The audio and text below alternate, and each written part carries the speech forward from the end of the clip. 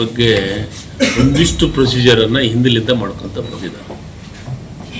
ಕದನ ವಿರಾಮ ಅಂತ ಯಾರು ಘೋಷಣೆ ಮಾಡಬೇಕು? ದೇಶದ ಮಿಲಿಟರಿ ಹೆಡ್ಗಳು ಮಾಡಬೇಕು. ಟ್ರಂಪ್ ಅವ್ರು ಮಾಡ್ತಾರಂದ್ರೆ ಏನು? ಟ್ವೀಟ್ ಅದು ಅಂದ್ರೆ ಯಾರು ಕಂಟ್ರೋಲ್ನಾಗಿದೆ? ಆರ್ ಅಶೋಕರ್ ಏನು ಹೇಳ್ತಾರ? ಏನೆಲ್ಲ ಭಾಳ ಮಾತಾಡಿದ್ರಲ್ಲ ಆರ್ ಅಶೋಕ್ ಅವರು ಮತ್ತು ವಿಜೇಂದ್ರ ಅವರು ಮಾತಾಡಲಿ ಇದ್ರ ಬಗ್ಗೆ. ಇದು ನಿಮ್ಗೆ ಯಾರ್ದು ಸೂಕ್ತ ಅನ್ಸುತ್ತ? ಮಾಧ್ಯಮದವರು ಹೇಳ್ಬೇಕು ಇದ್ರ ಬಗ್ಗೆ.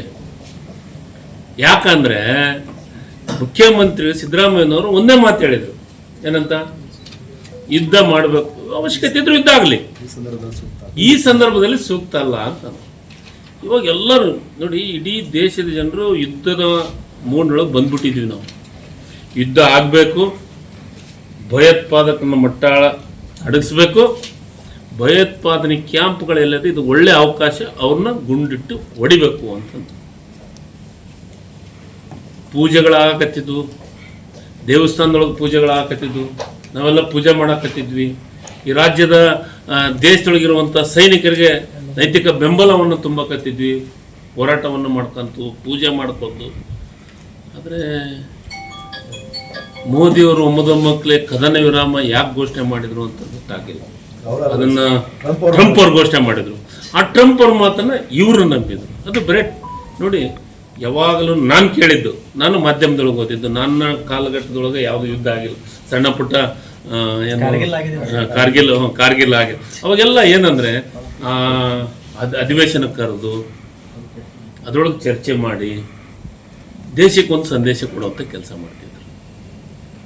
ಮತ್ತು ಮಾಧ್ಯಮದವ್ರನ್ನ ಕರೆದು ದೇಶದ ಪ್ರಧಾನಮಂತ್ರಿಗಳು, ಇಲ್ಲಾಂದ್ರೆ ದೇಶದ ಪ್ರಮುಖ ಕಮಾಂಡ್ಗಳು, ಸಂಬಂಧಪಟ್ಟಂಥ ಏನು ವಾಯು